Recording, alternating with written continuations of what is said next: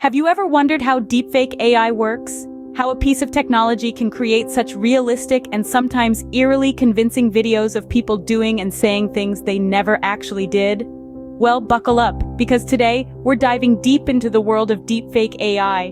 Deepfake AI, a portmanteau of deep learning and fake, is a technology that uses artificial intelligence to generate images of fake events. It can take the form of a video, a voice recording, or even a photo, and can be so convincing that it can be hard to tell if it's real or not.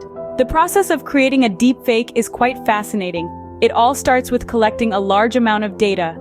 This data is usually in the form of images or videos of the person you want to deepfake. The more data, the better, as it gives the AI more to learn from. Once enough data has been collected, it's time to start training the AI.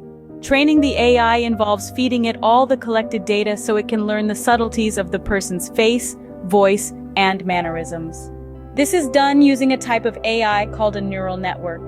The neural network essentially learns to understand what makes the person look and sound like they do. It learns their facial structure, their voice pitch, their accent, even their typical expressions and gestures. Once the neural network has been trained, it can start creating deepfakes. It does this by taking an input, such as a video of someone else, and then transforming it to make it look and sound like the person it was trained on. The transformation is done in a way that retains the original video's actions and dialogue, but changes the person performing them. The result is a deepfake, a video that looks and sounds like the person you trained the AI on, but is actually completely fabricated. But what can you do with a deepfake? Well, the possibilities are both exciting and terrifying. On one hand, deepfakes can be used for entertainment, such as creating realistic CGI characters in movies or video games. They can also be used for educational purposes, like recreating historical figures for interactive learning experiences. On the other hand, deepfakes also have the potential to be misused.